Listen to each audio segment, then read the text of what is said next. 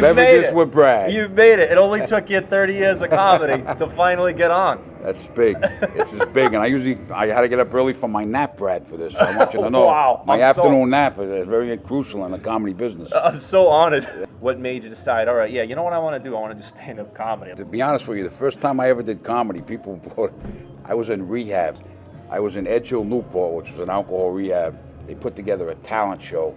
I had never done comedy, so I said, I'll do comedy. And I put together a skit based on the units at Edge Hill, Newport. You made like material about what you were experiencing? Edge Hill, Newport, and what I was experiencing. Wow. And I got up and I did a set, and I had a great set in a rehab. So you crushed at rehab? I crushed in a rehab, right? And then I went to Periwinkle's Comedy Club. They had an open mic, and it was a popular place. It was in the arcade in downtown Providence.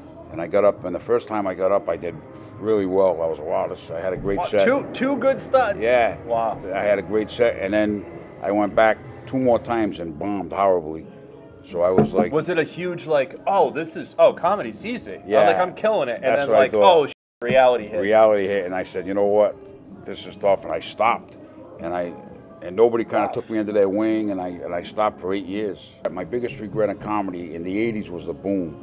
That's when Boston was happening, Rhode Island was happening. There was tons of comedy. Stephen Wright, Dennis Leary, Lenny Clark, all those guys came out of Boston at that time, but they were performing in Providence, and so I came back. I said, I got to keep doing this. You know what I mean? When I came back, I went to Periwinkle's. It was a big crowd. I had a really good set.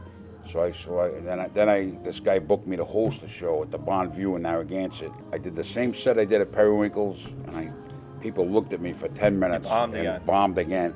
That's not fun. You could hear a pin drop in that place. So now here I am. It's 1991. I've been up a few times in stand-up. I've had a couple of good experiences, maybe 3, and like 3 bad.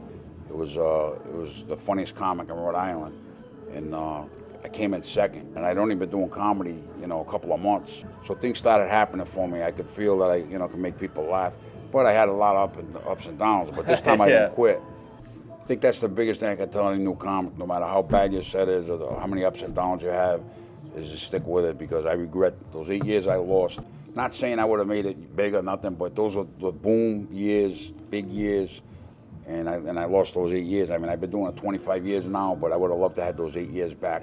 In the early 90s, I used to go up with an index card. I had all the jokes right in order I was going to do, but little by little, I had been doing crowd work, and I got more laughs that way. And so one day, I just put the cards aside. But I got set stuff, when I get up for the crowd. But then I come up with new stuff depending on who's in the crowd and what they do. You know what I mean? And so it just worked for me better. And I try to do, if I go up and I'm headlining a show and I got to do 45 minutes, I try to do as much crowd work out of that as I can. I got some material, but I like my crowd work is what works for me.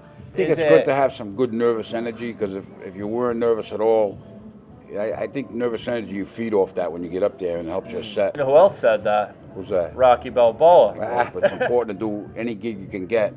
And I had Bill Burr at this old McDonald's chicken farm. He went on to sell out Madison Square Garden, so that proves to me you can do comedy at a bowling alley, you can do comedy anywhere. If you make people laugh, it's important. Every set's important. You do the best you can. Tom Carter's another one. He did the chicken farm. I had Tom Carter at the chicken farm. I think that's the problem with my career, John, is I haven't done the chicken farm yet. But I worked with Bob Marley, who was from Maine, he's a national comic, but on Tonight Show, Letterman.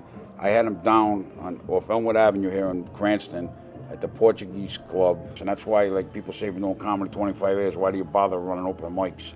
But because I enjoy helping comics, and I've helped guys like Bill Simus and Mike Murray, who are doing great now with Funny for Funds. I helped different acts along the way, and when I see Bill Burr, it blows my mind. There's a guy, and I want that to kind of if I die tomorrow, part of my legacy was he helped a lot of new comics. Yeah. And then you recently survived cancer. Yeah, I was lucky. Talk about that bout. I mean, that's gotta make comedy look pretty easy in comparison. Well, they happened to find my kidney. They said there's a spot in your kidney. We think you got cancer. I went to Boston, Mass General, for another opinion. I wound up dealing with them.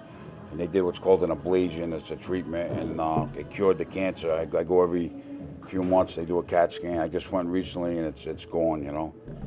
So God willing, that I stay cancer free.